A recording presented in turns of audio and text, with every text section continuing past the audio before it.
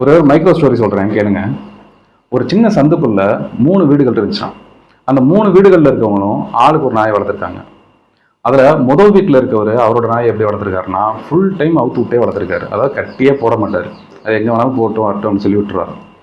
அது நைட்டு மட்டும் வீட்டுக்கு வந்துடும். வீட்டில் வந்து ஏதாவது கொடுத்தா சாப்பிட்டுக்கும். ஆனால் வெளியில் போய் கண்ட இடத்துலையும் கண்டதையும் வந்து சாப்பிட்ருக்கு. இந்த மாதிரி பண்ணதுனால அந்த நாய்க்கு ஒரு வியாதி வந்து படாத பாடுபட்டுச்சான். ரொம்ப அவஸ்தைப்பட்டிருக்கு. இதே இது 2வது வீட்டில் உள்ளவர் அவரோட நாயை இப்படி வளர்த்துருக்காருன்னா, ஃபுல் டைம் கட்டி போட்டு தான் வந்து வச்சுருப்பார். வீட்டிலேருந்து சாப்பாடெல்லாம் கொடுத்துருவாரு. ஆனால் வந்து ஃபுல் டைம் கட்டி போட்டே தான் வச்சுருப்பார். இப்படியே இருந்ததுனால என்னாச்சுன்னா, ஒரு நாள் அந்த நாய்க்கு திடீர்னு வெறி பிடிச்சி அதோட கட்டை அறுத்து எறிஞ்சு வீட்டை விட்டு வெளியில் வந்து போகிறவங்க வரவங்கெல்லாம் கடித்து, அதுக்கப்புறமா அங்கே தெருநாய்கள்கிட்டலாம் போய் சண்டைக்கு போயிருந்துருக்கு. அதனால் அந்த தெருநாய்கள் எல்லாம் ஒன்றா சேர்ந்து இந்த நாயை கடித்து கொதறி போட்டிருக்கு. அதில் அந்த நாய் வந்து ரொம்ப படாத பாடுபட்டுருக்கு.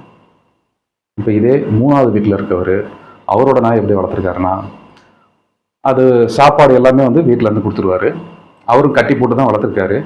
ஆனால் வந்து ஒரு நாளைக்கு குறைந்தபட்சம் 1 மணி நேரமாகுது, அதிகபட்சம் 2 மணி நேரம் அந்த நாயை வாக்கிங் வந்து கூப்பிட்டு போவார்.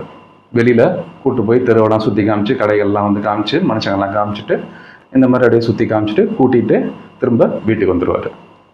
இந்த மாதிரி இருந்ததுனால அந்த 3வது வீட்டில் வளர்ந்த நாய் வந்து ரொம்ப ஆரோக்கியமாக வந்து வளர்ந்துச்சான்.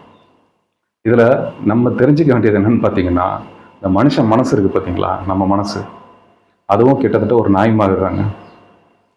நம்ம ஃபுல்லாக அவுத்து விட்டாலும் பிரச்சனை, ஃபுல்லாக மனசை கட்டி போட்டாலும் பிரச்சனை. அதனால் எப்போ மனசை கட்டி போட்டு வச்சுக்கணும், கொஞ்சம் லைட்டாக எப்போ அவுத்து விட்டுக்கணும் அப்படிங்கிறத கரெக்டாக தெரிஞ்சுக்கிட்டு நம்ம மனசை நம்ம மேனேஜ் பண்ணிக்கிட்டோம் அப்படின்னா எந்த பிரச்சனையும் இல்லாமல் வாழலாம்.